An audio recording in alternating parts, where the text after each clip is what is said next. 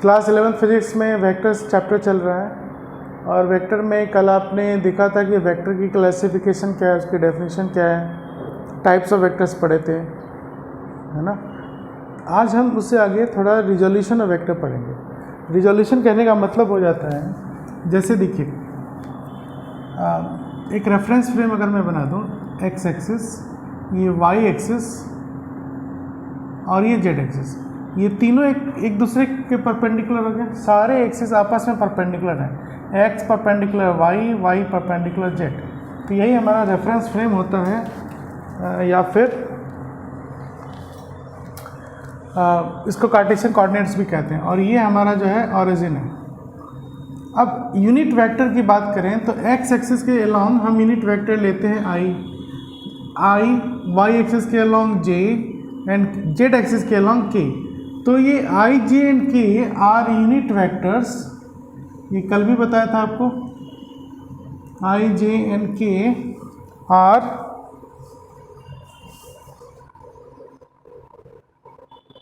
Unit vectors along x, y and z axes respectively। ठीक है, अब हम रिजोल्यूशन सीखेंगे। इसमें होता क्या है, जैसे अगर मैं किस वेक्टर को रिजॉल्व करना है, किस वेक्टर को रिजॉल्व नहीं करना है, इस पे ध्यान देना पड़ता है ना। तो हमारी टॉपिक आज स्टार्ट हो रही है रिजोल्यूशन ऑफ वेक्टर। अब मान लो कोई वेक्टर स्ट्रेट चल रहा है यूं, हर वेक्टर का मैंने आपको बताया था एक टेल पॉइंट होगा और एक हेड पॉइंट होगा। तो इस वेक्टर, मान लो ये है आपका एफ वेक्टर, ठीक है, कोई एफ वेक्टर है, इसकी मैग्नीट्यूड हो सकती है 4 न्यूटन। तो इसको रिजॉल्व करने के लिए हम क्या करेंगे, इसके टेल पॉइंट पे एक्सिस बना देंगे यूं। अब ये एक्स एक्सिस हो गई और ये वाई एक्सिस हो गया, ठीक है। अब आप देखिए ये वेक्टर एक्सिस के अलोंग है, तो इस वेक्टर एफ को मैं क्या लिखूंगा, एफ इंटू आई वेक्टर। अब ये एफ क्या हो गया, इसका मैग्नीट्यूड हो गया, और आई क्या हो गया, इसका डायरेक्शन हो गया। उसी तरह अगर कोई वेक्टर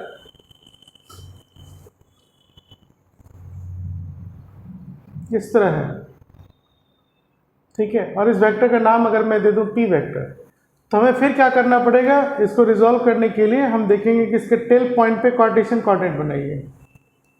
ये एक्स एक्सिस हो गई और ये वाई एक्सिस हो गया। अब ये वेक्टर वाई एक्सिस के अलोंग है, मतलब इसको रिजॉल्व करने की जरूरत नहीं थी। ये एक्स एक्सिस पे था, इसको भी रिजॉल्व करने की जरूरत नहीं है। तो यहाँ पे हम पी वेक्टर को लिख सकते हैं पी इंटू जे वेक्टर, ठीक है। उसी तरह से अगर कोई वेक्टर, ये जैसे हमारा ये बोर्ड है, तो बोर्ड में आपका एक्स और वाई प्लेन दिख रहा है।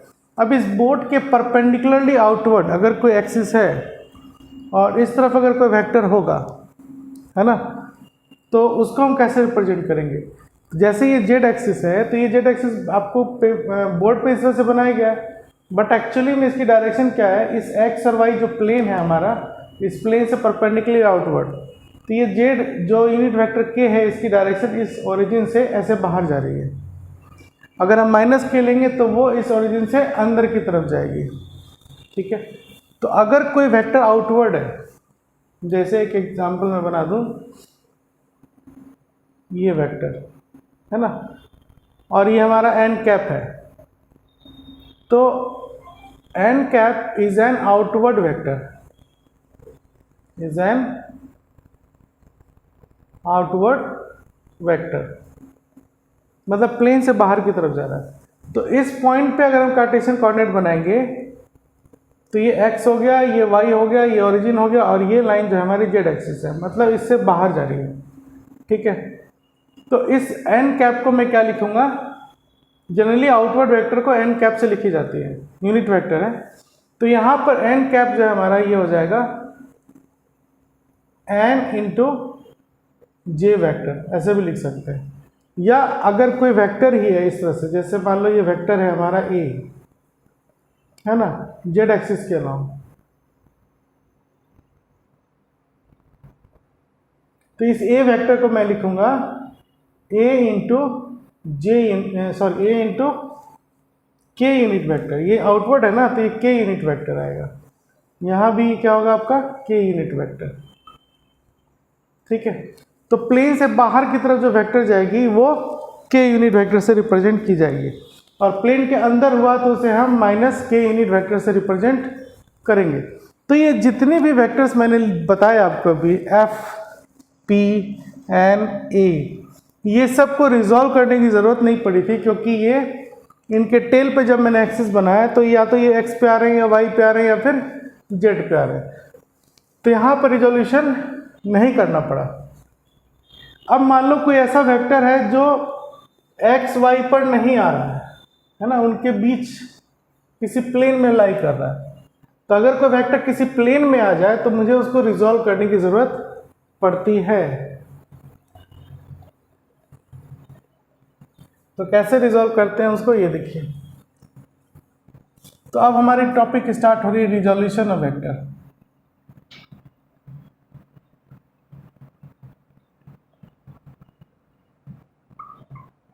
ठीक है, अब मान लो ये वेक्टर है आपका ए इज एनी वेक्टर। अब हम क्या करेंगे, इसके टेल पॉइंट पे कार्टेशियन कोऑर्डिनेट बना देंगे। ये एक्स एक्सिस हो गई और इसके परपेंडिकुलर ये वाई एक्सिस आ गई, और ये हमारा हो गया ओरिजिन। तो A is any vector lying in plane of X and Y, है ना। A vector A lies in X Y plane.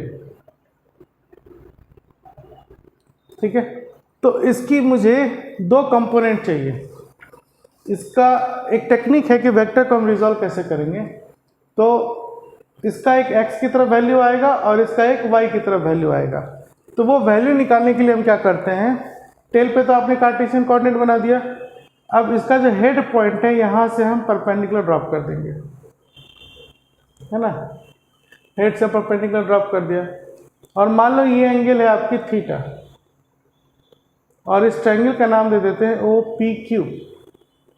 तो सबसे पहले मैंने क्या ड्रॉप किया, P Q draw, P Q perpendicular O Q, है ना, ऐसे ड्रॉ कर लिया मैंने ओ एक्स। अब आप देखिए ये एक राइट एंगल बना, let angle P O Q is theta. इस एंगल को हमने थीटा मान लिया, और ये आपका राइट एंगल ट्रायंगल है। ठीक, अगर मैं इस वेक्टर का मैग्नीट्यूड लूँ, है ना, mod of vector O P is equal to mod of vector a. O P vector आपका ए वेक्टर है और इसकी मैग्नीट्यूड आ गई ए। तब हम डील करते हैं मैग्नीट्यूड से। अब यहाँ पर इसकी मैग्नीट्यूड आपकी ए दिख रही है, तो ओ क्यू का मैग्नीट्यूड निकालते हैं और पी क्यू का मैग्नीट्यूड निकालते हैं। तो in triangle, right angle triangle O Q P, अगर मैं कॉस थीटा लिखूं तो cos theta is equal to क्या होगा, base upon hypotenuse O Q by O P. अब ओ क्यू की वैल्यू निकालनी है और ओ पी आपका आ गया ए। तो इससे हमने क्या निकाला, ओ क्यू की वैल्यू निकाली, ये क्या आ गया, ए कॉस थीटा, है ना। ओ क्यू आ गया आपका ए कॉस थीटा, ये वाला। तो देखो इस वेक्टर ए है, अब इसका हॉरिजॉन्टल कंपोनेंट क्या निकला, ए कॉस थीटा, है ना। अब इस ओ क्यू को अगर मैं वेक्टर में लिखूं तो ये हो जाएगा ए कॉस थीटा। अब देखो इसका हेड इस तरफ है, ओ से क्यू जा रहे हैं, ये इसके कंपोनेंट आई, तो डायरेक्शन हमारी ये हो गई। तो ये वाली डायरेक्शन क्या कहलाएगी, आई एक्सिस। तो इसको ओ क्यू को हम लिख सकते हैं ए कॉस थीटा इंटू आई कैप, ये वेक्टर फॉर्म में आ गया। ठीक है, उसी तरह फिर इसी राइट एंगल ट्रायंगल में ओ क्यू पी, अगर मैं साइन थीटा निकालूं तो साइन थीटा हो जाएगा परपेंडिकुलर बाय हाइपोटेन्यूज। तो परपेंडिकुलर है पी क्यू और हाइपोटेनियस है ए, तो पी क्यू आपका आ गया ए साइन थीटा, है ना। मतलब इस वेक्टर का वर्टिकल कंपोनेंट जो या वाई एक्सिस में आएगा वो होगा ए साइन थीटा इस एंगल के हिसाब से, ठीक है। तो ये ए कॉस थीटा हुआ, ये ए साइन थीटा हुआ। अब अगर मैं क्यू से पी की तरफ जाऊं, ठीक है,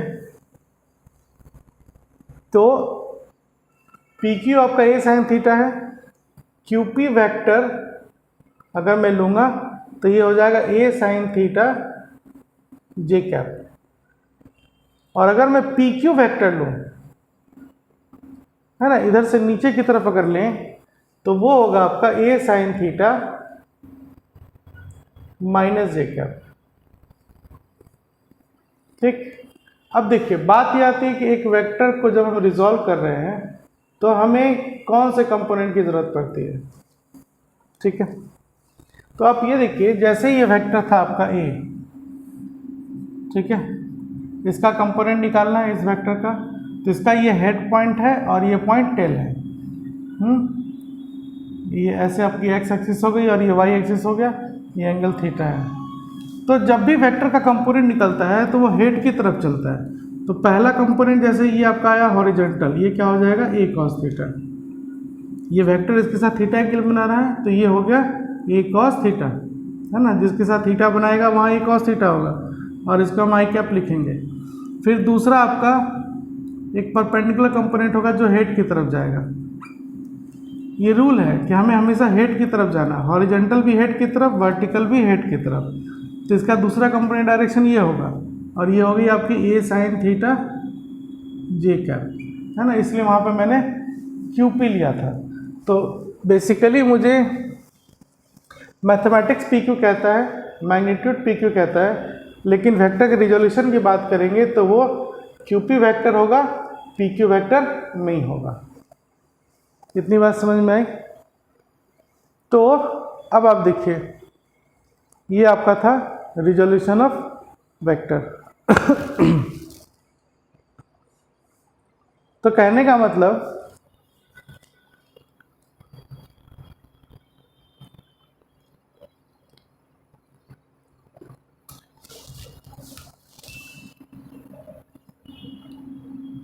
इस वेक्टर को मैं क्या लिखूंगा,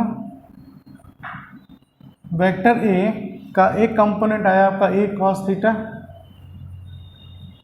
आई, और फिर ये प्लस हो जाएगा दूसरा वेक्टर ए साइन थीटा जी,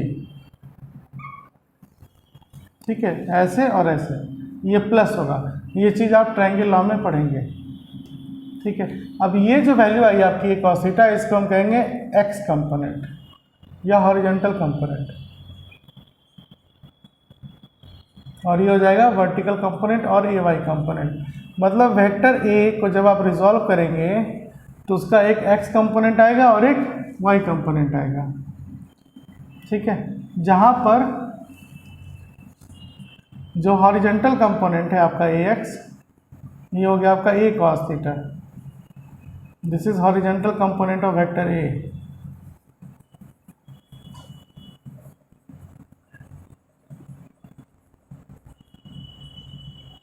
और ए वाई जो आया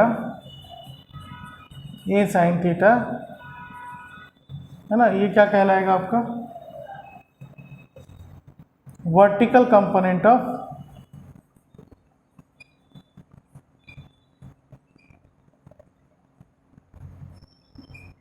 वेक्टर ए, ठीक है।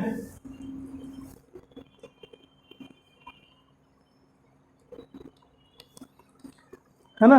तो किसी वेक्टर को आप, ये जो हॉरिजॉन्टल कंपोनेंट है ये आपकी एक्स कंपोनेंट भी होगी और वर्टिकल कंपोनेंट को हम वाई कंपोनेंट भी कहते हैं, ठीक है।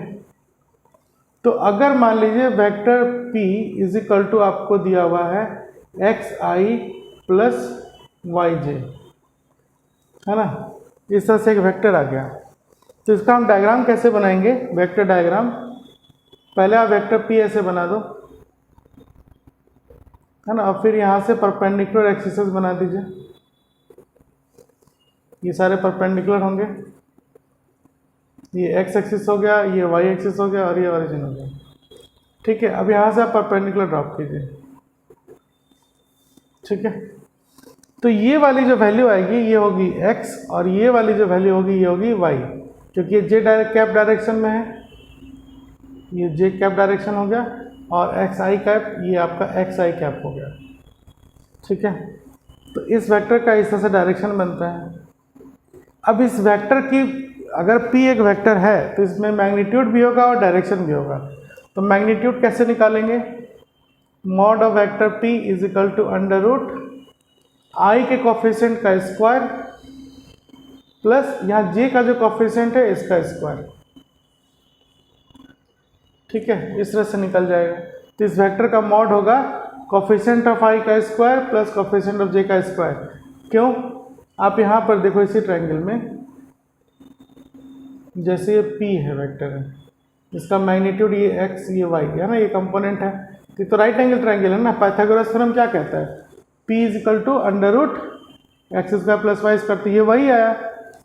तो लेकिन वेक्टर टर्म में जब आपका वेक्टर इक्वेशन लिखा रहेगा तो हम क्या करेंगे, इस वेक्टर की जो मैग्नीट्यूड आएगी वो i के कोफिशिएंट का स्क्वायर प्लस j के कोफिशिएंट का स्क्वायर, इस तरह से लिखी जाती है।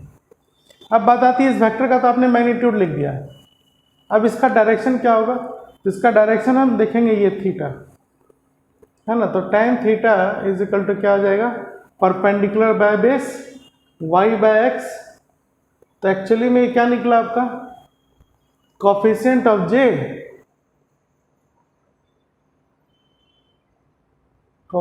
Of j divide by coefficient of x और कोफिशिएंट ऑफ i, है ना। तो किसी वेक्टर में अगर उसके कंपोनेंट्स हैं तो उसका मैग्नीट्यूड जो है सारे कंपोनेंट्स के अंडर रूट स्क्वायर के सम के बराबर होगा, और उसकी जो डायरेक्शन आएगी वो tan theta is equal to y by x होगा, जिसको हम coefficient of j divide by coefficient of x कह सकते हैं। ठीक है, कहने का मतलब हम अगर और एप्रोप्रिएट जाएं,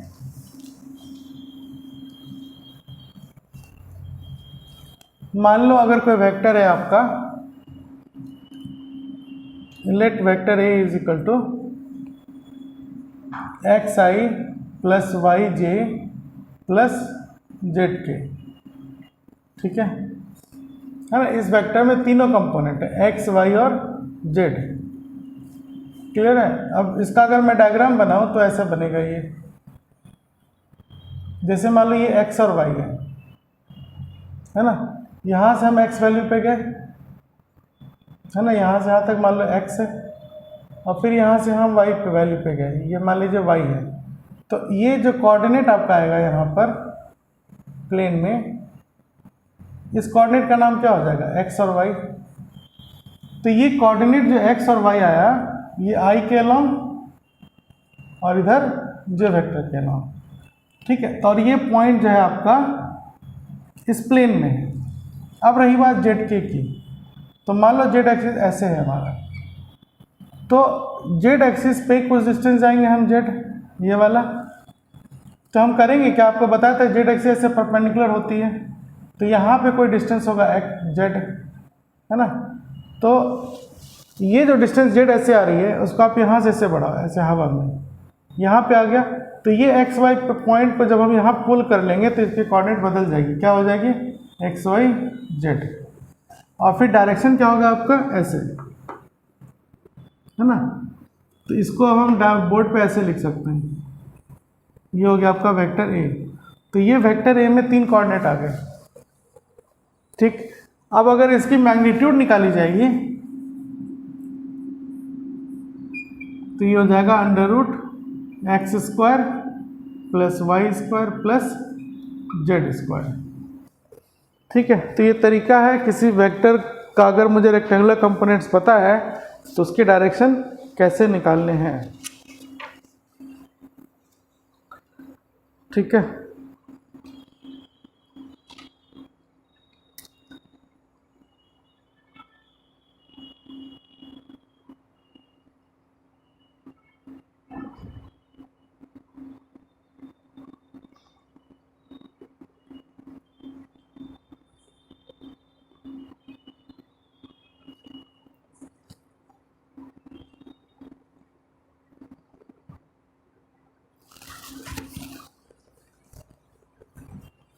इस 3D डायग्राम को अगर मैं और अप्रोप्रिएट तरीके से बनाऊं तो आप ऐसे देखो, मान लीजिए मैं एक क्यूबॉइड बना लेता हूं इस तरह,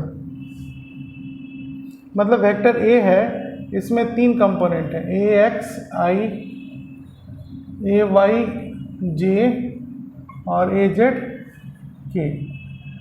ठीक है, अब आप देखो, जैसे अगर मैं कोई क्यूबॉइड बना लूं, ठीक है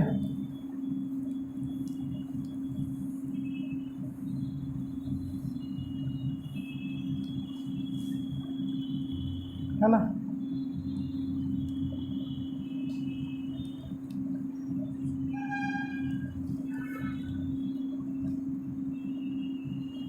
ओ ए बी सी डी ई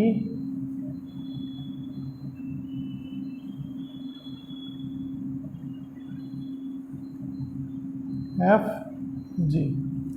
ये एक बॉक्स हो गया, ये रूम का आइडिया लग रहा है आपको? तो रूम के किसी कोने में चले जाओ, जमीन के किसी कोने में, है ना,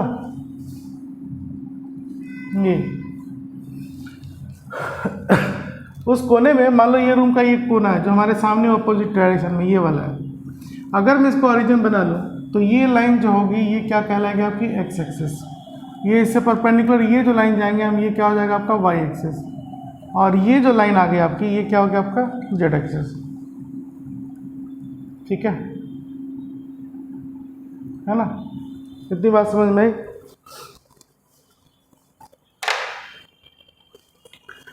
अब रूम का कोई किसी कोने से सामने वाले फेस दीवार है ना, ये सामने वाली दीवार है, ये पीछे वाली दीवार है, और ये जो है पीछे वाली दीवार का कॉर्नर है उस तरफ, तो वहाँ से सामने वाली दीवार पे अगर मैं ऐसे एक वेक्टर बना दूँ ये वाला, और यही हमारा वेक्टर ए है, ठीक है, तो इससे मुझे क्या पता चलेगा, ये 3 डायमेंशनल प्लेन है, यहाँ पर ये जो लाइन है मान लीजिए एक्स एक्सिस के साथ अल्फा एंगल बना रहा है, ये वाई एक्सिस के साथ बीटा एंगल बना रहा है, और जेड एक्सिस के साथ गामा एंगल बना रहा है। ठीक है, तो यहाँ जो मैंने ए एक्स लिखा है,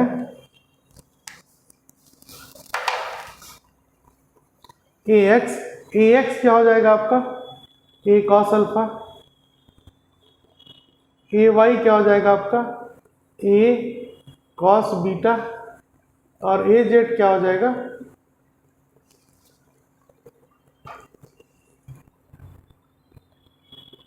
ए कॉस गामा। तो ये जो 3 चीजें निकली ना, ये आपकी क्या होगी एक्स वाई और z component of vector a in 3 dimensional plane. ठीक है, और इस वेक्टर का अगर मैं मॉड निकालूं यहाँ से, ये जो वेक्टर है इस वेक्टर का मॉड जो आएगा वो हो जाएगा under root A X square plus A Y square plus A Z square, मतलब vector A is equal to under root A X की जगह क्या डालेंगे हम A cos alpha whole square plus A cos beta whole square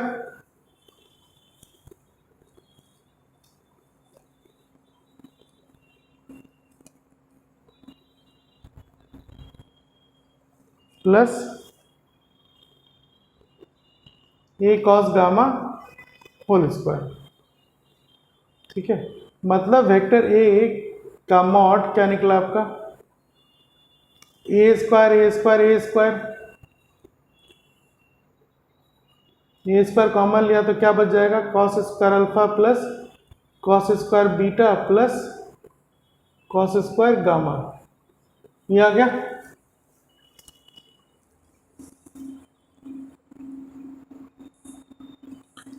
इसका मतलब है कि इस वेक्टर ए का मॉड, अगर मैं ए स्क्वायर रूट से ए बाहर निकालूं तो ये क्या आ जाएगा under root cos square alpha plus cos square beta plus cos square gamma, है ना, ये मान लो इक्वेशन 1 है। अब आप ये देखिए कि बट अगर मैं ये सारी चीज़ें छोड़ दूँ, सिर्फ वेक्टर ए लूँ, है ना, ये कोई वेक्टर है, तो इसका मॉड क्या होगा? इसका मॉड तो ए ही होगा ना थ्योरेटिकली। तो अब एक और देखो, मैंने ये 3 डायमेंशनल प्लेन में वेक्टर ए का ये मैग्नीट्यूड निकाला, लेकिन ए वेक्टर का मैग्नीट्यूड सिर्फ ए होना चाहिए। इससे क्या पता चलता है? ये जो टर्म है आपका, इसकी वैल्यू क्या होनी चाहिए? 1, है ना। अगर ये 1 हो जाए तभी ये a इंटू 1 हो जाएगा, है ना। देयरफॉर हम क्या लिखेंगे? Cos square alpha plus cos square beta plus cos square gamma, ये क्या होना चाहिए? 1। ये एक नेसेसरी कंडीशन हो गई, है ना। Cos square alpha plus cos square beta plus cos square gamma 1 होगा, है ना। तो ये अगर 1 होगा तभी मॉड ऑफ वेक्टर ए होगा, और ये ऐसा होगा भी, ठीक है। अब इसी चीज को, जो ये हमारा कॉस अल्फा कॉस बीटा और कॉस गामा है, ये वेक्टर ए का डायरेक्शन हो गया एक्स में, वाई में और जेड में। तो हम कहते हैं यहाँ पर एक टर्म आती है, जैसे 3D प्लेन आ गया हमारा, तो हम कहेंगे cos alpha cos beta and cos gamma are direction cosines of vector a, direction cosines of vector a of a given vector A, of a given vector A, ठीक है। ये चीज़ें, तो ये हमारी रिजोल्यूशन थी कि एक वेक्टर को हम रेक्टेंगुलर कंपोनेंट्स में कैसे रिजॉल्व करते हैं। तब समरी क्या निकला हमारा? समरी क्या निकल के आया?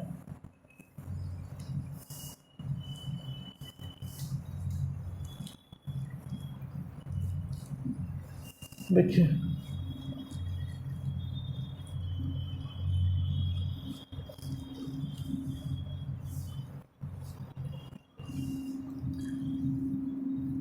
अगर वेक्टर ए आपका ए x i plus A Y j है, मतलब 2 ही कंपोनेंट है ना, तो इसकी मॉड क्या हो जाएगी? Under root A X square plus A Y square. इससे हम मैग्नीट्यूड निकाल लेंगे, और एंगल क्या आ जाएगा आपका? ए वाई मतलब coefficient of J divide by coefficient of x, ठीक, पहला चीज। दूसरा, अगर मान लीजिए वेक्टर ए आपका ए Y I A Y J plus A Z के है, इसमें एक्स नहीं है, तब भी हमारा जो मैग्नीट्यूड आएगा वो क्या होगा? Under root A Y square plus A Z square. और यहाँ पर हमारा जो tan थीटा आएगा, एंगल वेक्टर का एंगल, वो हो जाएगा कोफिशिएंट ऑफ के का ए जेड बाई ए वाई। तो इसके लिए अगर हम डायग्राम बनाएं तो इसका मतलब ये हमारा ये वैल्यू आ रही है, ये वाई एक्सिस है और ये जेड एक्सिस है, और ये हमारा वेक्टर ए है, और यहाँ पर एंगल थीटा बन रही है। ये कंपोनेंट आपका हो गया ए वाई और ये कंपोनेंट हो गया आपका ए एक्स। तो इस वेक्टर को रिजॉल्व किया, मैग्नीट्यूड ये आ जाएगा और डायरेक्शन ये आ जाएगा, और यहाँ पर हमारा एंगल आ जाएगा, जैसे ये एक्स और वाई है, तो यहाँ पर अगर ये वेक्टर ए है ना, तो एक कंपोनेंट इस तरफ जाएगी, ये हो जाएगी ए वाई, और एक कंपोनेंट इधर आएगा, ये हो जाएगा ए एक्स, ठीक है। तो हमारे जो प्लेन होगा एक्स वाई हो, वाई जेड हो या फिर जेड एक्स हो, तो 2 डायमेंशनल प्लेन में हमारी प्लेन क्या हो सकती है? एक्स वाई, वाई जेड और जेड एक्स। तो इंडिविजुअल जो ये 2 डायमेंशनल प्लेन है, इसमें अगर कोई वेक्टर होगा तो उसका रिस्पेक्टिव, है ना, हॉरिजॉन्टल कंपोनेंट होगा और एक वर्टिकल कंपोनेंट होगा। तो मॉड जब निकाली जाएगी तो हॉरिजॉन्टल कंपोनेंट का स्क्वायर प्लस वर्टिकल कंपोनेंट का स्क्वायर और अंडर रूट, और जब हम उस वेक्टर का एंगल निकालेंगे डायरेक्शन, तो vertical component divide by horizontal component, इस तरह से रिजॉल्व की जाती है, ठीक है। उसी तरह अगर कोई वेक्टर आपका 3D प्लेन में है, मतलब मुझे ऐसे दिया गया है जैसे कि अभी जैसे मैंने क्यूबॉइड बनाया था, है ना। तो अगर कोई वेक्टर है, मान लो आपका AXI plus AYJ plus AZK, ठीक, तीनों प्लेन में आ गया, 3D प्लेन में आ गया। तो यहाँ पे वेक्टर का जो मैग्नीट्यूड होगा वो होगा √AX square plus AY square plus AZ square. इससे तो हमारा मैग्नीट्यूड आ जाएगा, है ना। अगर इसी वेक्टर का डायरेक्शन निकालना है तो वो हमें डायरेक्शन कैसे मिलेगा, कॉस अल्फा कॉस बीटा और कॉस गामा, ये डायरेक्शन कोसाइंस होंगे वेक्टर ए के। और इसकी कंडीशन क्या हो जाती है, cos square alpha plus cos square beta is equal to plus cos square gamma is equal to 1, है ना। ये कंडीशन फुलफिल होगी, ठीक है। तो यहाँ पर AX जो है आपका वो A कॉस अल्फा हो जाएगा। अब अल्फा क्या है, angle made by vector a with x axis. Alpha is angle made by vector a with x axis. उसी तरह से beta is angle made by vector a with y axis and gamma is angle made by vector a with z axis, है ना। तो ए Y आपकी हो गई ए cos beta और ए जेड क्या हो गया आपका ए कॉस गामा, ठीक है। इसी को हम कहते हैं रिजोल्यूशन ऑफ वेक्टर। तो जब हम न्यूमेरिकल बनाएंगे तो आपको ये सारी चीज़ें क्लियर हो जाएगी, ठीक है। तो चलिए आज के लिए इतना ही। आप लोग इस रिजोल्यूशन ऑफ वेक्टर्स पे न्यूमेरिकल बनाएं। ये आपको और तब क्लियर होता है जब हम एडिशन ऑफ वेक्टर्स पढ़ लेते हैं। तो हमारी next class addition of vector होगी, तो फिर ये चीज़ें उसके बाद आप रिवाइज करना तो आपको प्रॉपर्ली समझ में आ जाएगा।